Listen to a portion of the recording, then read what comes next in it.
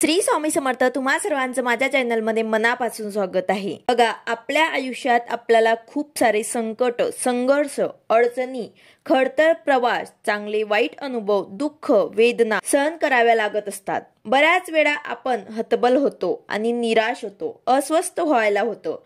आयुष्यात काय करावं आणि काय नाही करावं, मार्ग कसा शोधावा हे सुद्धा आपल्याला समजत नाही. खूप संकट असतात, ती कशी दूर करावी हे सुद्धा समजत नाही. कोणत्याही परिस्थितीमध्ये सकारात्मक, आशावादी कसे राहावे हे सुद्धा लक्षात येत नाही. कधी कधी कळतंय पण कधी वळतंय, अशी परिस्थिती होऊन बसते. तर अशा वेळीच गरज असते ते म्हणजेच आपलं मन शांत ठेवण्याची आणि रागावर नियंत्रण ठेवण्याची, तसेच समोर येणाऱ्या परिस्थितीला शांतपणे सामोरे जाणे. पण आपले स्वभाव गुण म्हणा किंवा मग परिस्थिती म्हणा तसे करू देत नाही. आपण इच्छा असूनही आपल्याला शांतपणे विचार करता येत नाही. असं जर कधी तुमच्याही बाबतीत घडत असेल तर तुम्ही स्वामी समर्थ महाराजांच्या नामाचा जप करा. जर तुमच्याकडे फोटो असेल, मूर्ती असेल तर तिथे जाऊन बसा आणि शांतपणे श्री स्वामी समर्थ, श्री स्वामी समर्थ या मंत्राचा जप करा.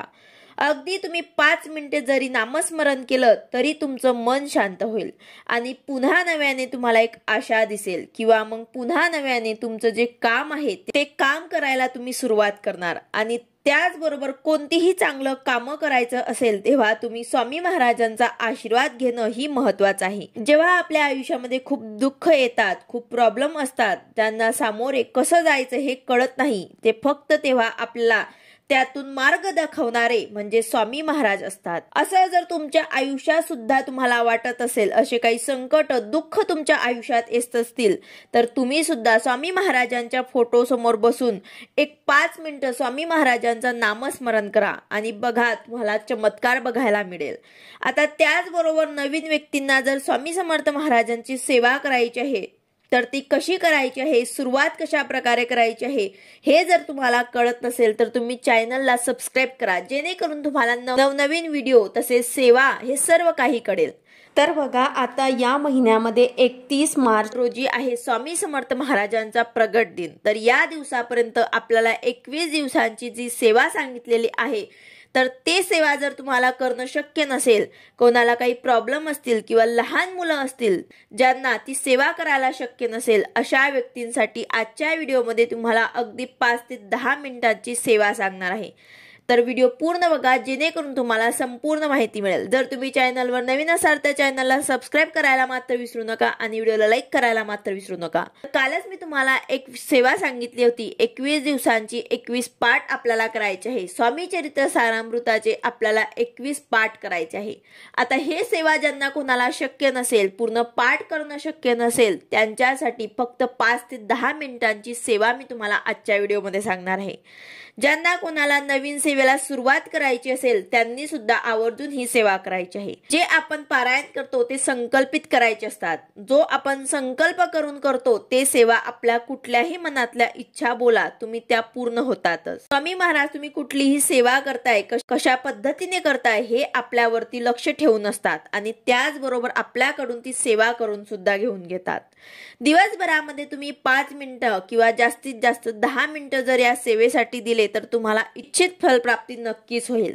तर या सेवेसाठी तुम्हाला आवर्जून सुरुवात करायची आहे. आता या सेवेमध्ये तुम्हाला स्वामी चरित्र सारामृताचे फक्त 3 अध्याय आणि 1 माळ श्री स्वामी समर्थ या मंत्राचा जप करायचा आहे.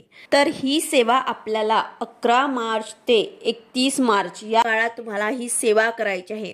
ज्यांना कोणाला वेळच नाही पूर्ण एक पाठ करायला, त्यांनी मात्र 5 ते 10 मिनिटांची ही सेवा आवर्जून करायची आहे. एवढी जरी तुम्ही सेवा केली तरी सुद्धा तुमचे कुठलेही प्रश्न राहणार नाही. आयुष्यात सगळी अडचण, संकट, दुःख संपून जातील. या सेवेसोबतच आपल्याला कष्ट सुद्धा करायचे आहे, कारण कष्टाला नशिबाची साथ असणं खूप गरजेचं आहे. बघा, तुम्हाला जर वेळ असेल तर तुम्ही 11 माळीचा जप सुद्धा करू शकतात किंवा मग वेळच नाही, वर्किंग आहात, लहान लहान मुलं आहेत घरामध्ये, तर तुम्ही 1 माळ जरी केली तरी सुद्धा हरकत नाही. आणि रोज तुम्हाला 3 अध्याय स्वामी चरित्र सारामृताचे रोज वाचायचे आहे। यांच्यासाठी काही नियम आणि अटी पाळायची गरज नाही। फक्त मांसाहार जो आहे तो पूर्णपणे बंद असावा आणि जर तुम्ही संकल्पित सेवा करता आहे तर त्यामध्ये तुम्हाला परान्न सुद्धा वर्ज्य करायचं आहे।